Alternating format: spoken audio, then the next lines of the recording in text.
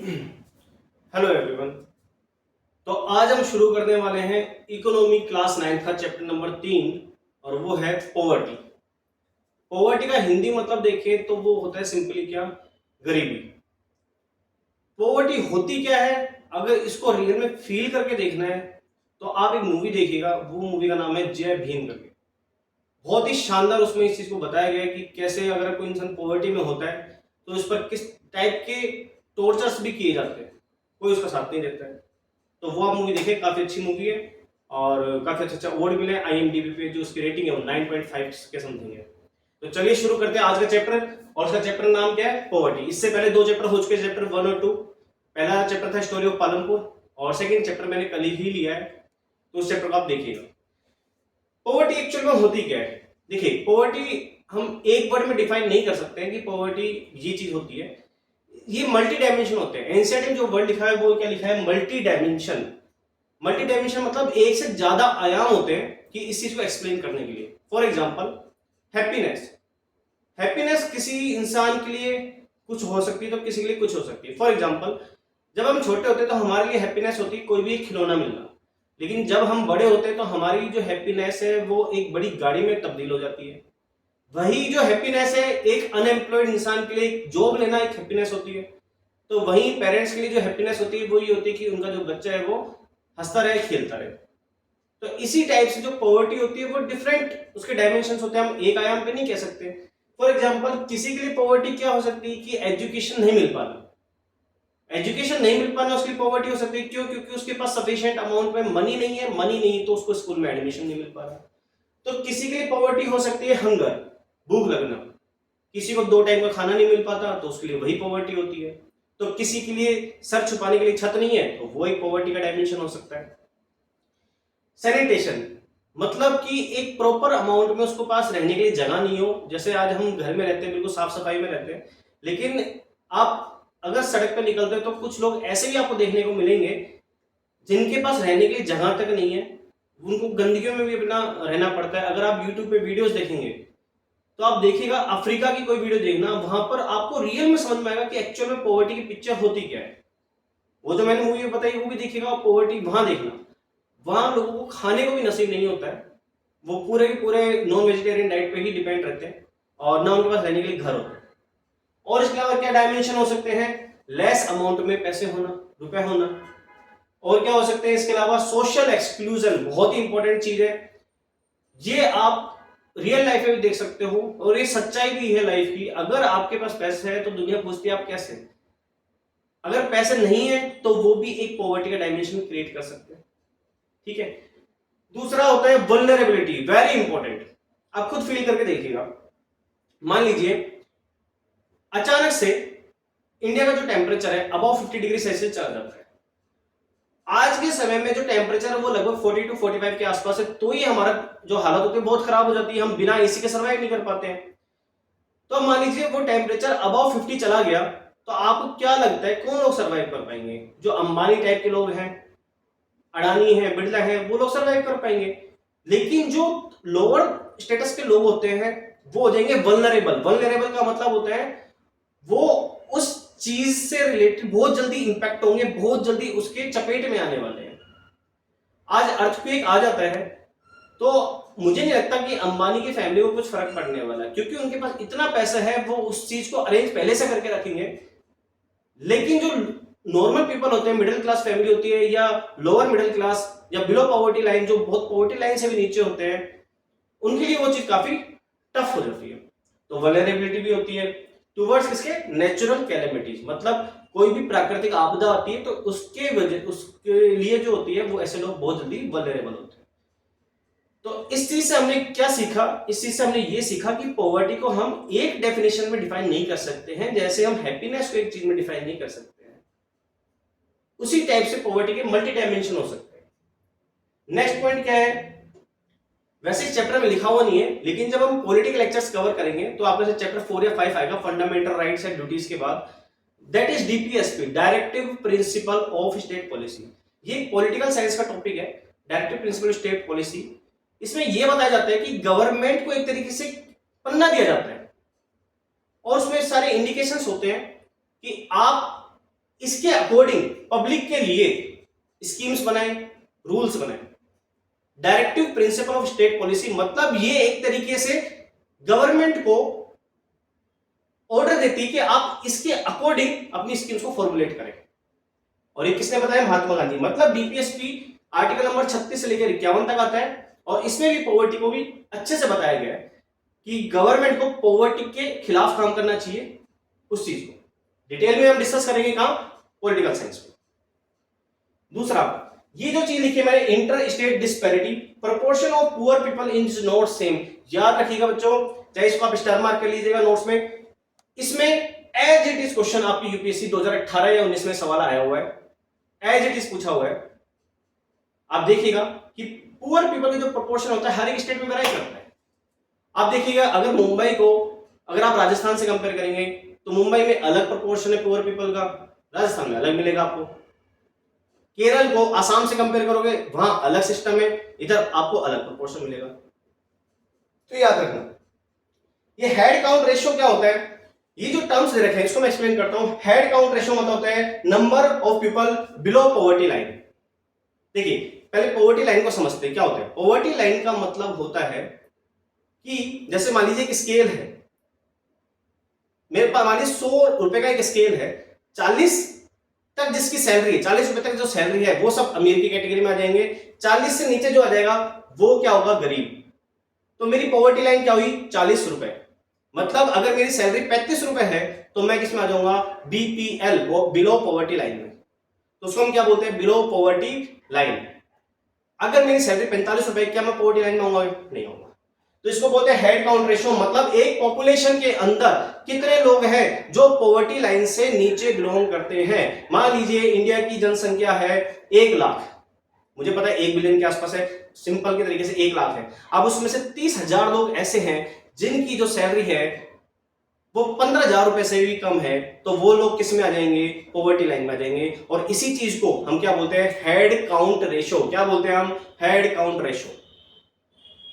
आई बात समझ में? आगे बढ़ते हैं। एसडीजी, वापस सुनिएगा, दोबारा बोल रहा हूं मैं। एसडीजी मतलब होता है सस्टेनेबल डेवलपमेंट गोल्स। क्या बोलते हैं इसको? Sustainable development goals.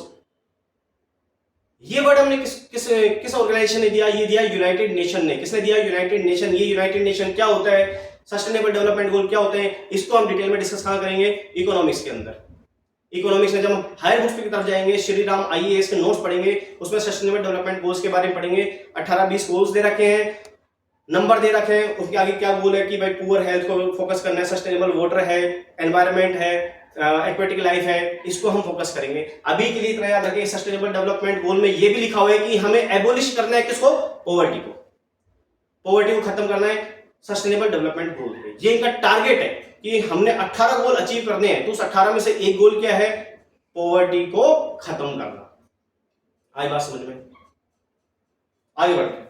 Poverty line ये मैं आपको बता ही चुका हूं क्या होता है। एक क्राइटेरिया सेट कर दिया, जैसे हम आर्मी में क्राइटेरिया सेट नहीं करते क्या कि भाई जिसकी हाइट 5 फुट 11 इंच से कम है वो लोग आर्मी में नहीं आ सकते। मुझे एक्चुअल पता नहीं कितनी होती है, मैं एग्जांपल तौर पे बता रहा हूं। 5 फुट 11, तो उस हिसाब से पॉवर्टी लाइन क्या होनी चाहिए? 5 फुट 11 इंच। 5 फुट 10 इंच भी हुई तो क्या वो पॉवर्टी लाइन में आएंगे? बिल्कुल आएंगे, मतलब बिलो पॉवर्टी लाइन। मतलब वो उस क्राइटेरिया को कंप्लीट नहीं कर पा रहे। तो क्या पॉवर्टी लाइन आप कॉमन सेंस लगा के बताइए, क्या सेम हो सकती है? क्या हो ही नहीं सकती सेम। किसी जगह पॉवर्टी लाइन कुछ हो सकती है तो किसी जगह कहीं हो सकती है। फॉर एग्जांपल, इंडिया के अंदर कोई इंसान जॉब करता है, जॉब करने के बाद अगर वो कार खरीद ले तो हम एक समाज को क्या लगता है? भाई ये बहुत अमीर आदमी है। लेकिन वही कार अगर कोई आदमी अमेरिका में खरीदता है तो उनके लिए तो नॉर्मल सी चीज है। भाई अमेरिका में कार खरीदना कोई ऐसा नहीं समझते कि भाई बहुत बड़ी कोई मिसाइल बन गया या कोई तोप बन गया, ऐसा नहीं, कुछ नहीं होता। आई बात समझ में?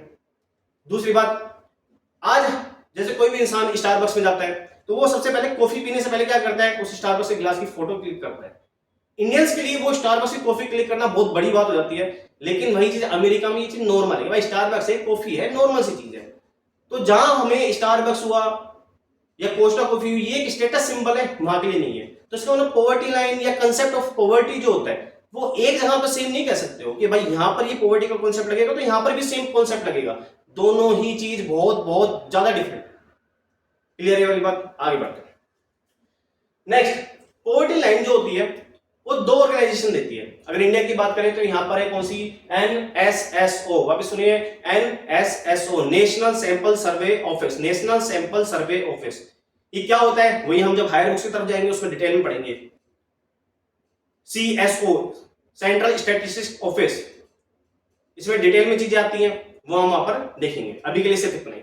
अगर हम इंटरनेशनल लेवल पे बात करें, देखिए इंडिया पे तो बात हो गई कि पॉवर्टी लाइन ये होती है, लेकिन कंट्रीज तो खूब सारी है, अमेरिका है, ब्राजील है, अफ्रीका एक कॉन्टिनेंट ही हो गया, तो चाइना है, जापान है, ऑस्ट्रेलिया। तो वहां को उसको कौन डिसाइड करते हैं भाई कौन सी कंट्री गरीब में आती है, कौन सी कंट्री किस में आएगी, तो वो कौन करेगा, WB, वर्ल्ड बैंक। कौन करेगा, वर्ल्ड बैंक। तो आपके लिए एक सवाल है कि वर्ल्ड बैंक का जो हेडक्वार्टर है वो कौन सी कंट्री में, वो आप मुझे नेक्स्ट वीडियो में बताइएगा कमेंट सेक्शन में। नेक्स्ट चीज, ये तो हमने देख लिया कि कौन सी संस्थान पॉवर्टी को बताती है। पॉवर्टी जो चीज होती है क्या वो पीरियडिकली रिवाइज होती है? पीरियडिकली मतलब क्या समय समय पर पॉवर्टी को डिफाइन करना चाहिए, नहीं करना चाहिए? जी हाँ, बिल्कुल आपका आंसर सही है। पॉवर्टी लाइन को समय समय पर डिफाइन करना चाहिए। फॉर एग्जांपल मान लीजिए एक फैमिली के अंदर 4 लोग हैं, मम्मी, पापा और 2 बच्चे। पिताजी जो है वो एक फार्मर है, माताजी जो है वो एक गृहिणी है, हाउसवाइफ है, और 2 बच्चे अभी पढ़ रहे हैं। उनके घर में कुछ भी आमदनी नहीं है, वो अभी बिलो पॉवर्टी लाइन है। अब जो दोनों बच्चे हैं उनमें से एक बच्चा एक मल्टीनेशनल कंपनी में एक बहुत बड़ा मैनेजर बन जाता है, और जो दूसरा बच्चा है वो एक कोई गवर्नमेंट जॉब लग जाता है। जो मल्टीनेशनल कंपनी में लगा उसकी जो सैलरी एक महीने की 3 लाख रुपए, और जो गवर्नमेंट जॉब लगा वो किसी बैंक में मैनेजर है, उसकी सैलरी कम से कम 1.5-2 लाख रुपए। तो आप बताइए जो 20 साल से बिलो पॉवर्टी लाइन में था, क्या वो आने वाले समय में भी पॉवर्टी लाइन में कहलाएगा? क्या नहीं कहलाएगा। इसीलिए कंटिन्यूस सर्वे होता रहता है और उसमें देखा जाता है कि इस टाइम के बाद भी क्या वही चीज चल रही है या अलग हुई है। तो डेफिनेटली अलग हुई है।